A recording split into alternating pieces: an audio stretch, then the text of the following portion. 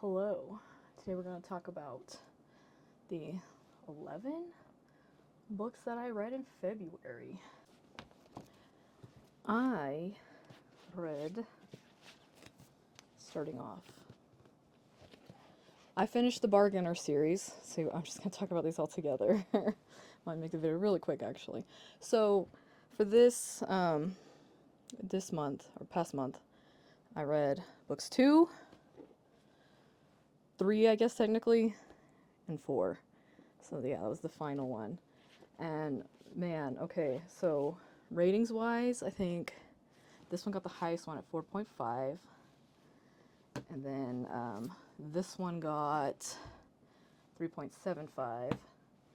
And then this one got 4.25. So I definitely like these longer ones over like this one. So I did vlog myself reading these, but generally this one they're in the Fey world, and the Bargainer series is like there's this dude that is in charge of the Night Kingdom in the other world, which is the Fey world basically, and so he is the bargainer. He makes deals with people in order to help make their problems go away, but obviously he's not doing it for free. He wants to be repaid eventually, so he does keep track of that. And so our main character, Callie, she has like a bracelet full of all these deals she made with him, mostly just because she wanted to hang out because she was real lonely. Poor girl. So anyways, this series is their romance, and I was so into it. It got so cute at parts, it got so serious at parts. It was just good shit. I was so into this. Like, after I read the first book, I went and bought the rest of it, and then bought the rest of this author's books that I could find because I'm that into it. Like, I understand the Bargainer series hype now, and I love it. So anyways, yeah, this one they're in the Fey world, which is why I like the vibes of this more. The first one they were more in like an urban setting. It was more of a like urban fantasy, paranormal fantasy. This one's more like they're in the Fey world. It was giving me what is that? Crow Prince vibes, I think was the name of that one. Why am I blanking on that trilogy? I love that one too. But anyways, you know, it reminds me of Carden and Jude and all that shit. But yeah, this was just, the vibes were good. The vibes were good, and I was super into it. The only thing that bothered me, the only reason this is not a 5-star series is because Callie was a little dumb. Callie was a little dumb. For somebody who's a PI, she was a little slow sometimes. And I was like, I just really need you to put this shit together, girl. Put this shit together. She's like, oh my god, blah, blah, blah. I'm like, you barely realized that? You didn't realize that when it happened. You realized it like weeks and months and days later? What? So that was the only thing that I kind of didn't like about it, is that like she's supposed to be smart, but she ain't act smart sometimes, you know. But she's also going through a lot, so I guess it's excusable. But yeah, I really like their romance. So, anyways, this series worth it. I totally recommend that you read the Bargainer series. Anyways, so after that, I read Blessed by the Cupid Distribution System. I read this on my Kindle. It's like a 90-page novella, and it's really just smutty. So this one is just a Cupid has to help this one girl out on Valentine's Day because she ain't got nobody. Her friends are all booed up, and so they want to go and do stuff with their partners, and so she's kind of alone. And so the Cupid comes down to try to help her with her romantic life. And so she gives her the option of like, do you want me to help you get with somebody, or like she was like, "What? Can I just go on a date with you?" Because she didn't want to have to go through all the awkward parts. And so yeah, they end up messing around, and then it gets real smutty. And then there's an epilogue of how their relationship keeps going, which I don't know. I felt it was a little lacking, but it was also only 90 pages, so it was really short. So like, what can you do about it? So there was that, and then that was that.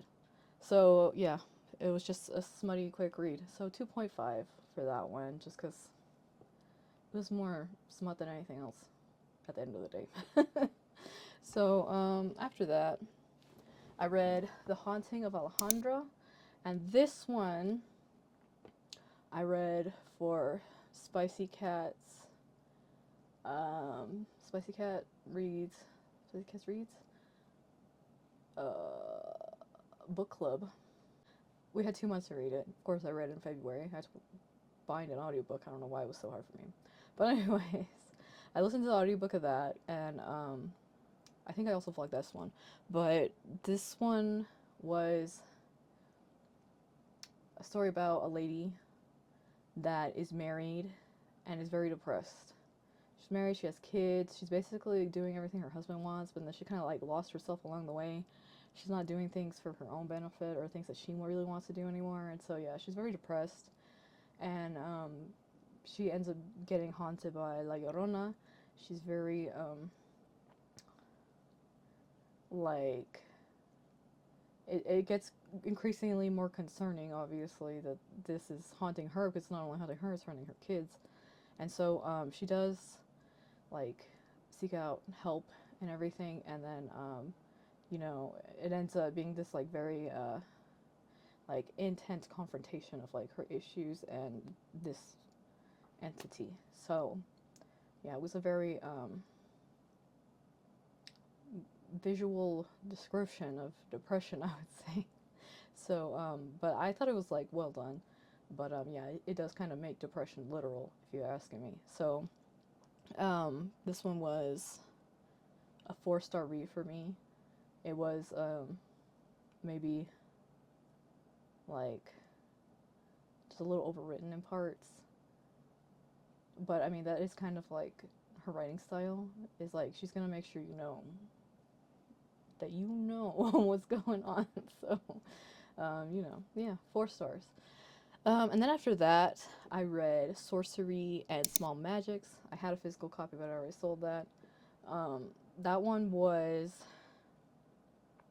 kind of cute.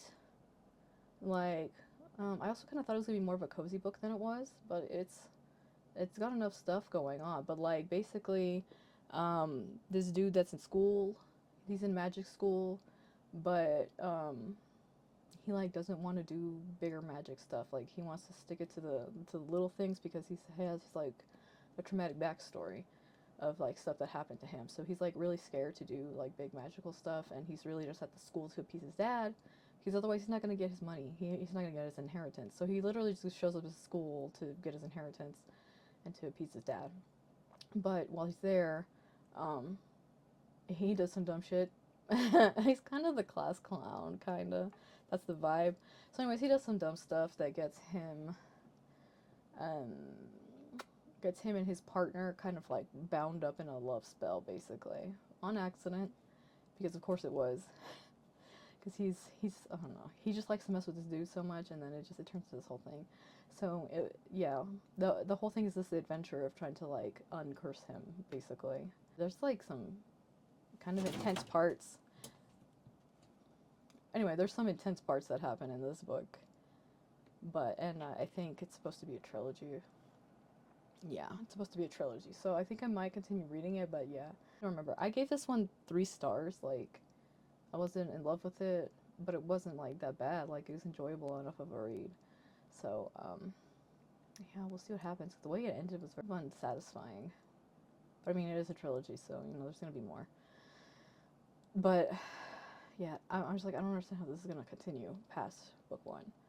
So, anyways, that was a 3-star read.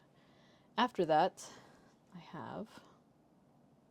I read Quicksilver. I listened to the audiobook of this, and just like this one was one of the ones that's on my 25 and 25 list.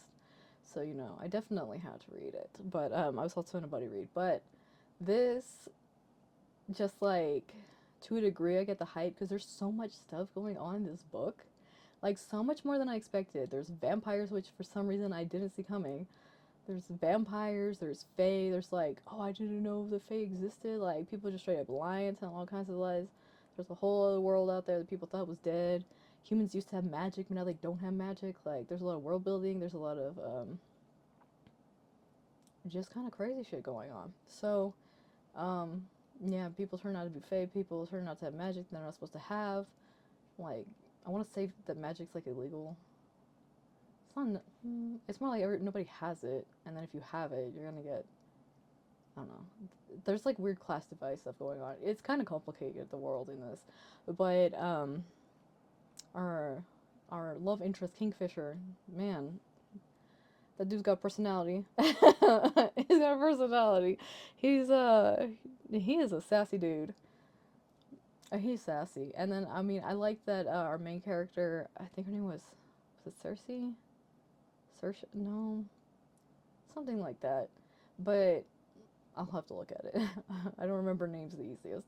But I she had like a backbone, which I appreciate. I like when MCs have when especially the female main character actually has a backbone, isn't super dumb and she can defend herself and stuff. So, you know, she wasn't going to take things at face value. She wanted answers. She demanded answers. She, you know, was making deals trying to like she's not going to do stuff for free. Why would she work for free? So, you know, I appreciate that about her. And so I gave this 3.5 stars. Like, there's a lot of smut in this book, okay? Just like, if you're gonna read it, know that there's like a lot of smut scenes.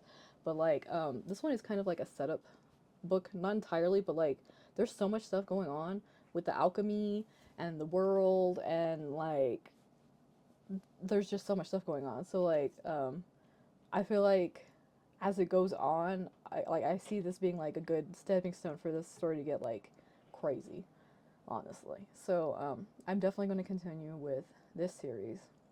But yeah, I gave the first one 3.5. I think probably mostly because there was so much shit going on at points I was a little confused sometimes.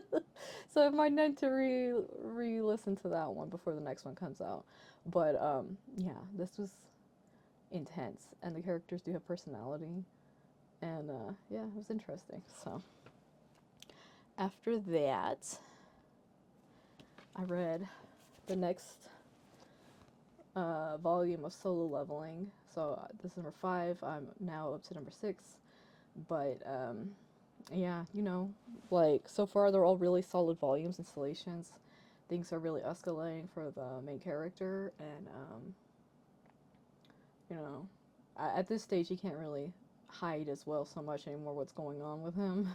It's reached that point by book 5, so I'm really interested to see how it continues. But yeah, this guy's just, as the title implies, the main character is like leveling up his magic skills and then going into all these dungeons and stuff and fighting stuff. So yeah, there's a lot of fight scenes, there's a lot of action, there's a lot of stuff going on in this series. And I think I'm gonna watch the anime once I finish the books. But yeah. So anyways, Solo Leveling. I gave this one 4.5 stars. Let's see. After that, I read Divine Rivals. So anyways, yes, I read Divine Rivals. Wasn't as into this as everybody else seems to be. Like, there's so much hype around this book, and like I've liked some of like Rebecca Ross's other books, so I anticipated liking this. But yeah, it's like World War One fanfic. Like, instead of, you know, because there's a whole thing of like during like back then when before people had cell phones and stuff, they were falling in love through like letters and all of that, and so it's basically that idea of writing letters, except they can send the letters instantly because their typewriters are magic. So it's almost like they were the only people that had cell phones because they could send a text message basically. This is like, what if during World War One, these two writers, these two journalists could basically text message each other, kind of. So they're rivals, which, you know, the title. They were both rivals at the newspaper, and you know, it was between the two main characters. They were fighting it out for the job, but like her brother is caught up in this war stuff, and she wants to find him, and so, you know, that kind of ends up taking precedent over their rivalry, and so she tries to send a letter to her brother, and it ends up going to him because he has the other typewriter that's magical, and so it ends up being that he gets the letters, and then he doesn't tell her who he is, even though he knows who she is, like the whole damn time, which I thought was like it was shisty, it was shady, but anyways, that's how they fell in love because she didn't know who he was. But yeah, that's basically the story, but then there's like this backdrop of like the war is a magical war, and that's what makes it a little bit more fantasy, I guess, because otherwise it would just be magical realism. Like, I don't feel like the war had to be a magical war. It's just World War One. So, anyways, this is like if World War One, instead of being countries fighting, it was like two sides, two gods fighting, and then just dragging the whole world through it with them. So, yeah, I don't know. This is just it's basically a historical fiction, but with like weird magical touches. But I think I'm still gonna read the second one, just because it's only a duology, and that way I can just like wrap it up. But like I don't know, the backdrop of it kind of doesn't feels a little bit unnecessary, and I don't know their love story. Like I just kind of don't buy their chemistry. I just don't buy it. That like I feel like they're just good friends over like romantic partners. Like I don't feel the tension like that. But anyways, I'm gonna read the second one and just see how it goes. But yeah, this one's probably getting listed soon. 3 stars. And then, and after that, I finally finished the Zodiac Academy series. So I read the last one, Restless Stars. And yeah, they just like, there was some loose stuff that had to be wrapped up. And at this point, it was just so dragged out that I was like, this could have been done ages ago, man. It could have been done ages ago. But, you know, it ended in a predictable way. So the end just was, this installment was just kind of unnecessary. But, I gave it 3 stars just because, you know, we've been through a lot together.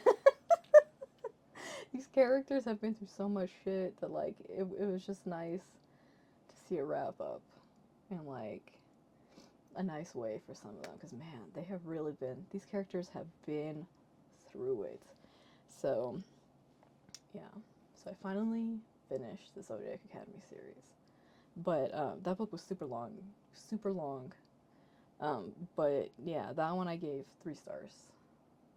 It was unnecessarily long, but it did wrap up everything. So this last book I binged in a day. I binged on the very last day, and that was When Villains Rise, which is the end of the trilogy, the Market of Monsters trilogy.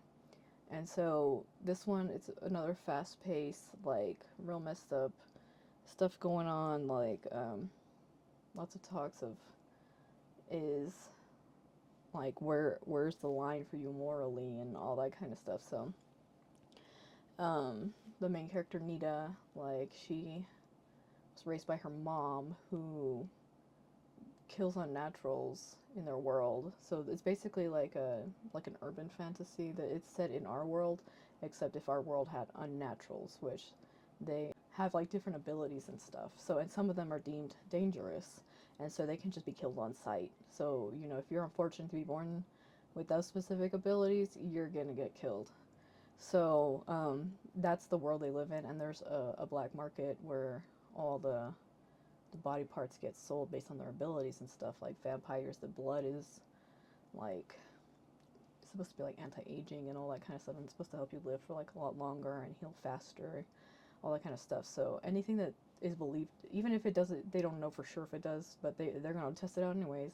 Anything that's believed to have magical properties, that's gonna like help you out in some kind of way, they're selling those body parts on the black market. So that's what her mom does, and she's the one that dissects them after her mom kills them. So she's involved in all of that. And so this whole story is like she gets sold into the market herself when her ability gets found out, and just like it's her whole story of trying to like get out of that situation basically, and like where does she want to end up after that situation, and realizing like where she grew up was not great, like realizing that maybe her parents weren't the best people, maybe she's not the best person. So there's a lot of like it's a coming of age story, but in like the worst way possible.